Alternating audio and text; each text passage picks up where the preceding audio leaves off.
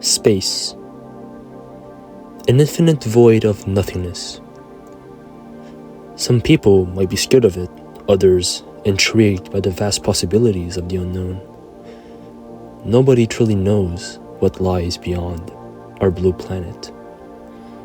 And that's what fascinates them. Is there another form of life out there? Or absolutely nothing? People have already explored the moon. No signs of life there, so what's the next closest thing to Earth? Mars. And that is exactly what this book, The Martian Chronicles, will talk about. The search for life on Mars, and the consequences that follow.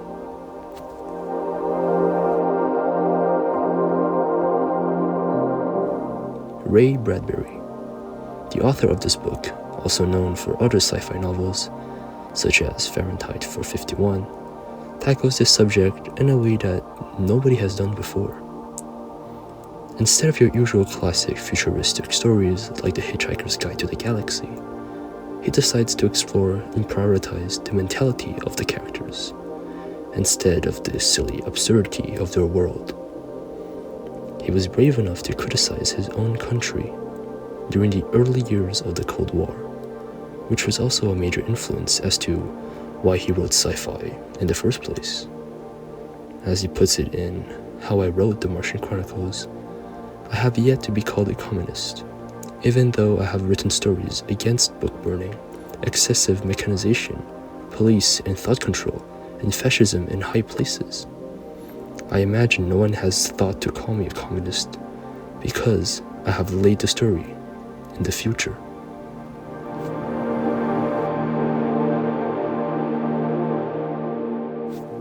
We will cover this novel in an iceberg theory format.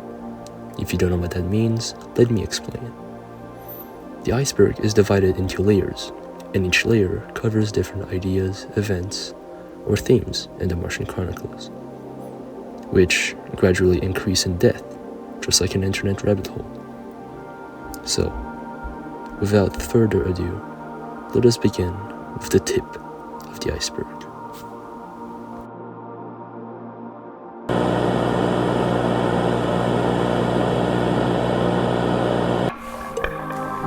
On the tip of the iceberg, one may discover what truly is The Martian Chronicles. The Martian Chronicles is a collection of short stories based on the human colonization of Mars. The story takes place in 1999 and tells about a fictional universe where Earth is on the brink of nuclear warfare, and where Mars had oxygen and all the required elements to survive, thus had life on its surface, and where humans developed a technology advanced enough to travel to that planet, not with rovers or satellites, but with rockets, with humans. In this book, we followed the human civilization's attempt at colonizing Mars. The Martians were not very friendly, so expeditions failed, and humans had to send a total of 4 teams to successfully begin living and settling on the planet. The story spans around 27 years, from the beginning of the excursions to the very end of most life on Mars.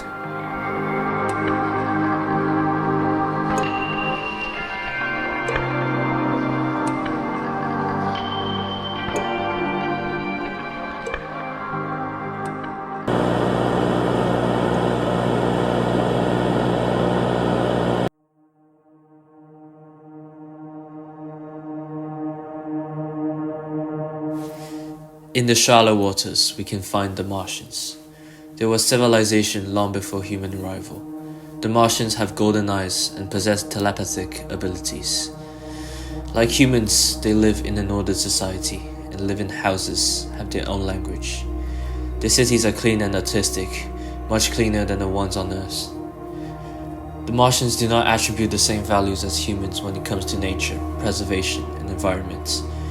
Martians actively try to protect their cities from human invasion.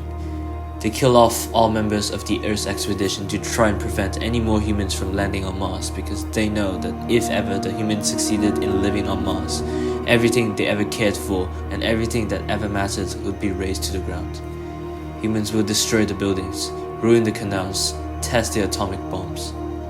That is why the Martians confronting the third expedition created a mirage to fool the crew and assassinate them. Unfortunately for them, their concerns were right, and their attempts will fail. The first massive epidemic of chickenpox transmitted by humans killed off a great number of Martians. Moreover, after the deaths of Spender, we can see the slow establishment of everything that is typically American. Hot dog stands, American city names, just to name a few. Humans are compared to colonizers in this book, violent and xenophobic.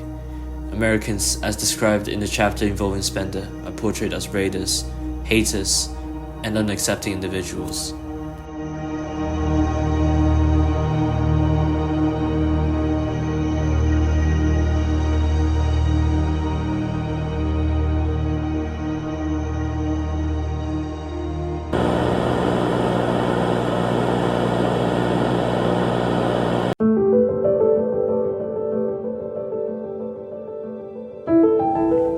At the heart of the iceberg lies one of the most intriguing Martian abilities.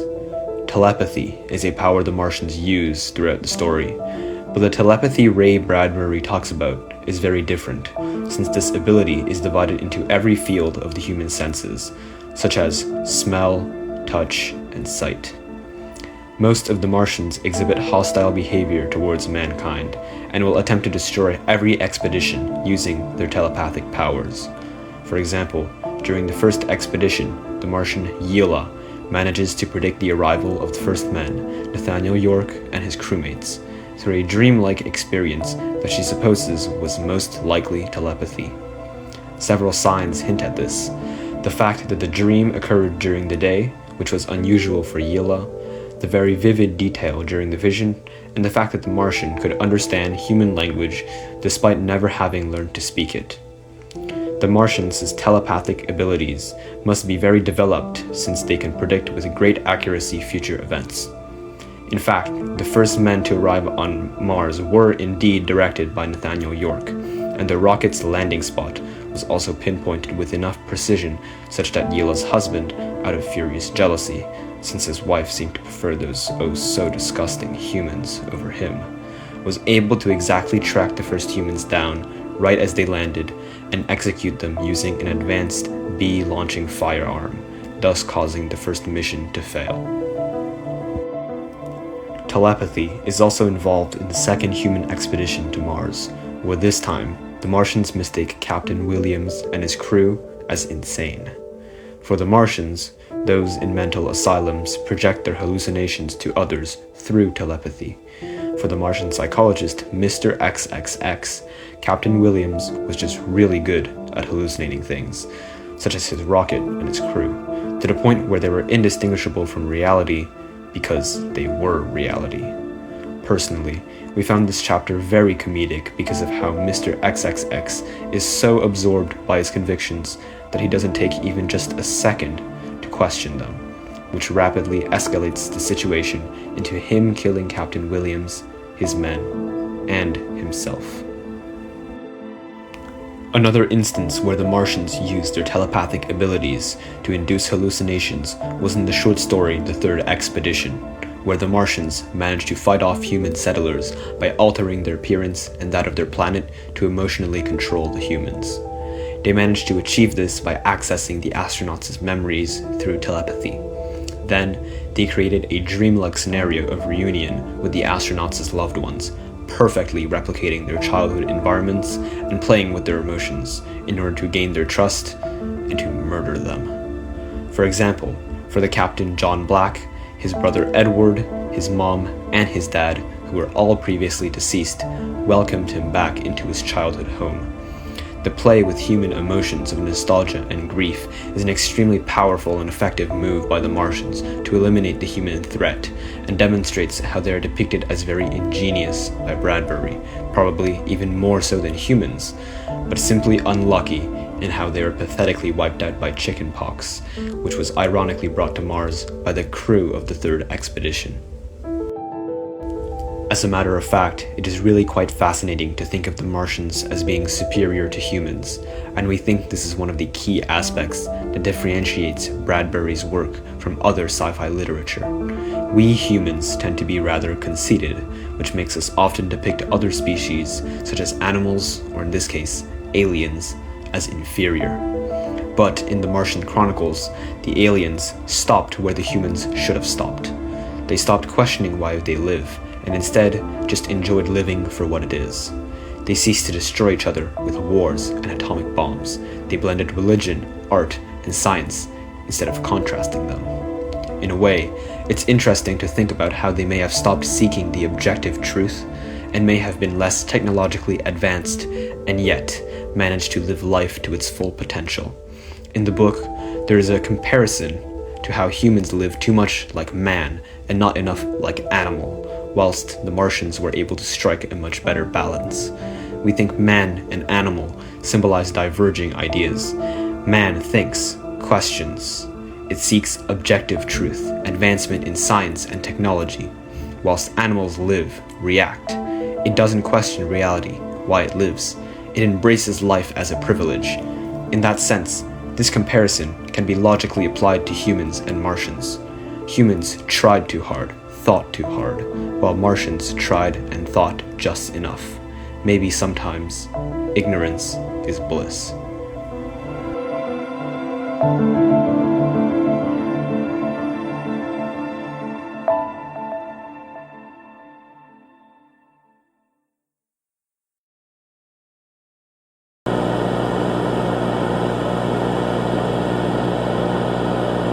In the short story Night Meeting, an alien and a human meet on a highway on Mars at night. They seemed to get along pretty well, but when it came to physical contact, they just couldn't touch each other, as both of them were illusions of each other or were from different dimensions. We believe that this inability to touch represents the disconnection between humans and Martians. But what type of disconnection? It shows how humans and Martians can never cohabit and can never understand each other's visions, beliefs, or anything. They can't see each other's cities or anything physical. Their only hint of a possible civilization other than theirs is that brief encounter, an encounter so bizarre and unreal that you can pass it off like a hallucination, a trick of the light, or that it must have been the wind. There's no tangible proof that aliens exist in any way, and that's what's important. Ray Bradbury wanted us to understand that humans will never ever be able to live with Martians because they are just way too different from one and another. The difference between their cultures, their values, their language, their architecture, anything relating to culture is simply too vast. Human imperialism will always dominate when it comes to conquering a new territory. Nothing else is possible. Another event that should be considered is what happened during the short story Off-Season. In this story, we learned that Sam Parkhill, owner of the first hot dog stand on Mars, met a fleet of aliens who casually gave him the ownership of half of Mars, which is too good to be true. The symbolism behind this event represents how human nature is built to focus on materialism and gaining the most possible, whereas the Martians' values do not prioritize such imperialism and greed. Also, that ownership was given during the times when Martians were basically robbed of their planet. They lost most of their population, thus also their cities and culture. So for the Martians, half of Mars meant nothing, because they are already nothing in the eyes of humankind. We believe that giving away such a huge portion of Mars was a way to toy with human nature. We'll also quickly learn that this territory will be of no use, since Sam Parkhill will travel back to Earth because of the war that has broken out.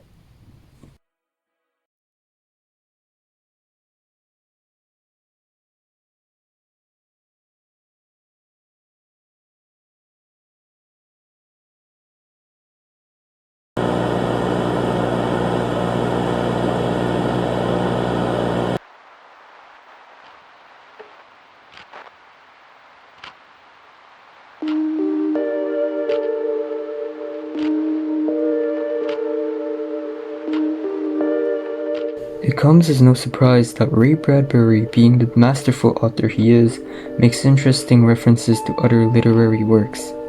The short story Usher 2, for instance, was a tribute to Edgar Allan Poe because of the sheer number of elements borrowed from his works, and it felt out of place in the story, yet it was still pleasing to read.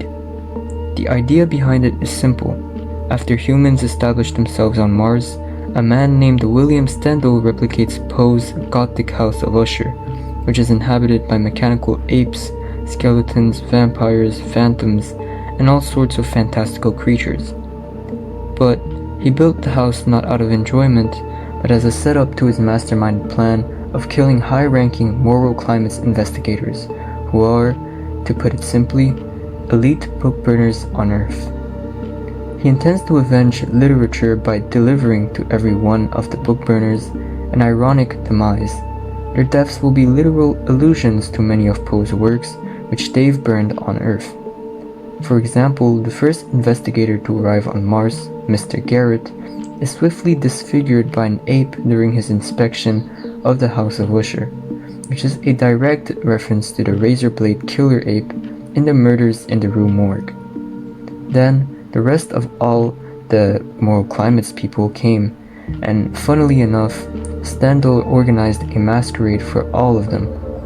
Just like in the Mask of the Red Death, the house was suddenly divided into 7 rooms of 7 colors, one of them being the infamous Black Room, and inside it, an ebony clock. The foot-tapping of the guests was described as a hidden telltale heart, and the Red Death itself was a series of killings under the guise of a spectacle, a show that mirrored the horrors in Poe's stories. One was buried alive, just like in the premature burial. Another was impaled by the razor-sharp pendulum parallel to the one in the pit and the pendulum, and the last was entombed alive, like in the cask of Amontillado. And as ridiculous as it may sound, a mechanical doppelganger of each Moral Climates member replaced the real person as the killings went on, effectively excusing the public executions as an absurd stunt. To add the cherry on top, Stendhal escapes the house before it falls and sinks into a lake to conceal the evidence, thus recreating the fall of the House of Usher. The Moral Climates Association burned books, and if you know Ray Bradbury, you must certainly know his masterpiece, the classic Fahrenheit 451. However, the Martian Chronicles was written in 1950, 3 years before he wrote his famous novel. Hence, he somewhat foreshadowed Fahrenheit 451 in this chapter. Interestingly enough though, you can see that censorship through the burning of books is a recurring theme in his works. We can say that he is a fierce advocate for the preservation of literature.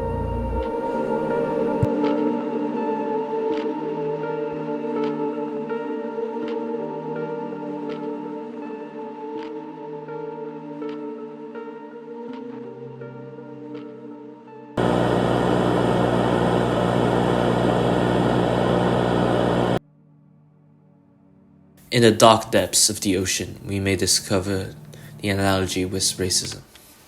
In the short story, Way in the Middle of the Air, we witness the farm owner, Samuel Tease, confronting his black slaves trying to leave for Mars. The white slave owners repeatedly say things to reinforce their pride, things like, "I'm not coming home for no damn darky." They repeatedly annoy Belter for the $50 he owes him. Luckily for Belter, his community stands out and pays back the $50. Tease cannot comprehend why the blacks want to leave, as he claims that they have been earning more and more rights over the years. However, he fails to understand one thing: the blacks want to feel freedom. They don't want to live under the control of the whites. They want to live somewhere free, somewhere where the community can value itself and itself only. Unfortunately, Tease fails to notice that. Tease has been trying to make them stay because he needs their work for the farm to work. However, feeling confident, prideful and superior, he never truly admits his need for the black workers. He simply tries to denigrate them and manipulate them into staying for him without ever showing any concern, as he is a complete and utter racist and cannot bring himself to be inferior to the blacks. In the context where slavery is still very much present and tolerated in the United States, as about around the 1950s, Ray Bradbury dares to speak up, to express the injustice and the unfairness experienced by the members of the black community. They're victims of racism, manipulation, control, and so much more. By depicting this scene in the space travel context, Bradbury denounces the terrible treatment reserved for blacks, even before the events of Rosa Parks and Martin Luther King, making him a true pioneer and a true respectable soul when it comes to the fight against racism and inequality.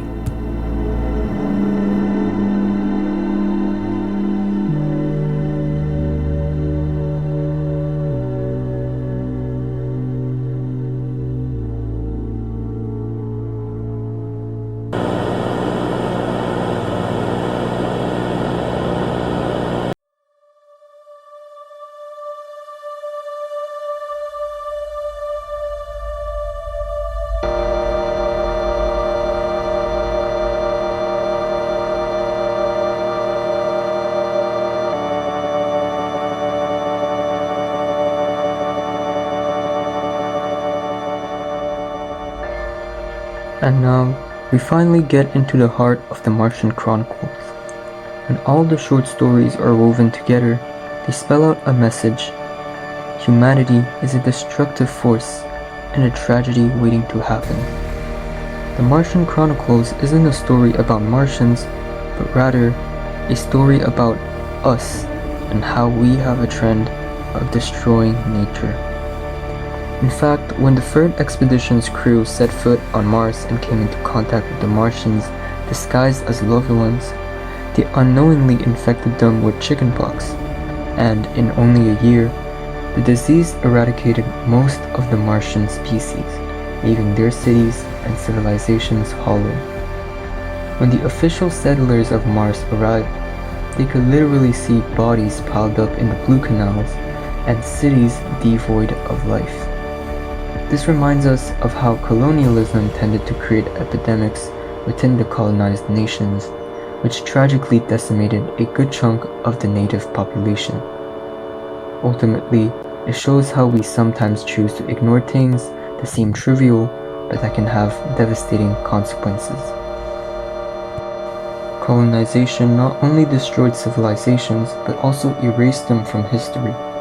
In the short story The Naming of Names, we see how the human settlers on Mars have rebranded the Red Planet as Earth 2.0. Martian cities were renamed after people like Captain Wilder, American cities like Detroit, or industries like aluminum, iron, electricity, etc.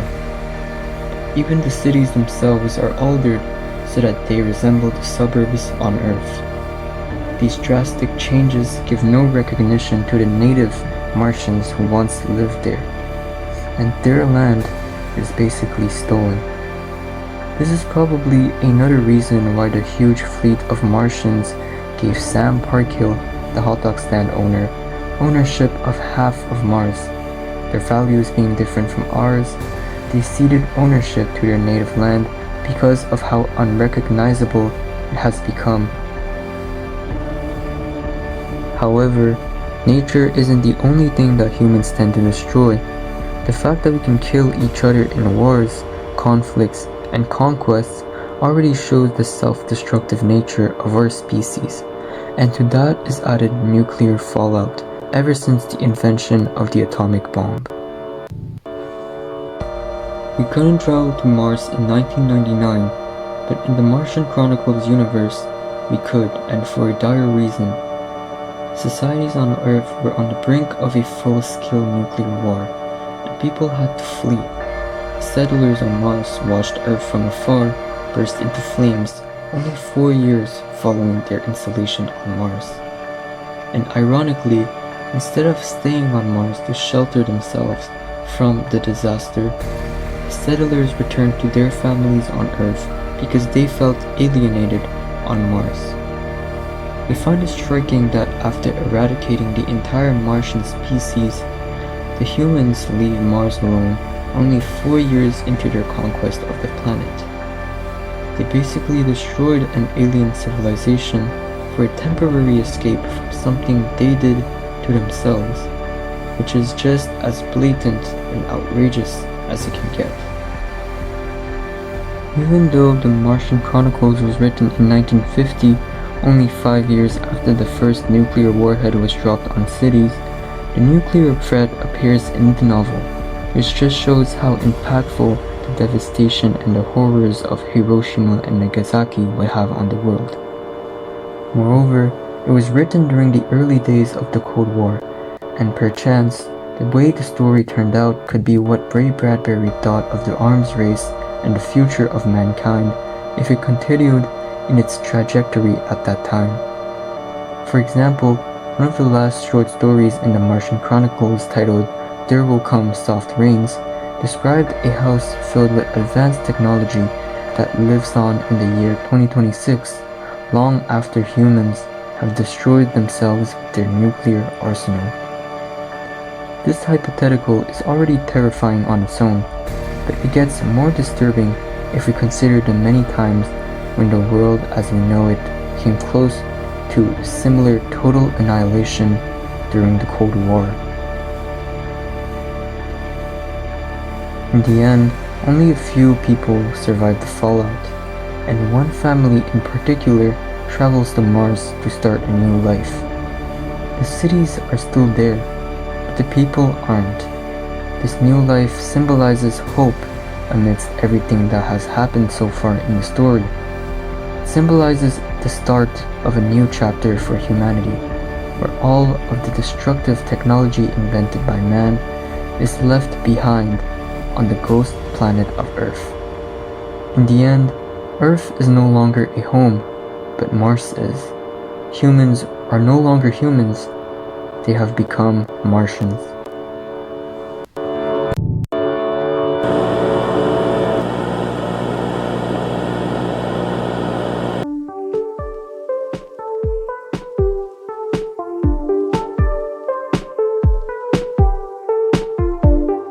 The Martian Chronicles may seem like a science fiction book, yet it is heavily inspired by many themes and values of our current day world.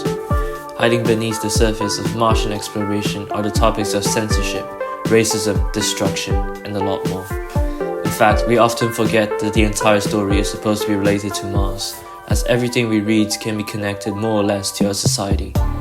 It is, unfortunately, not the perfect definition of science fiction, yet it does make the reader reflect on many issues surrounding the world in which we live.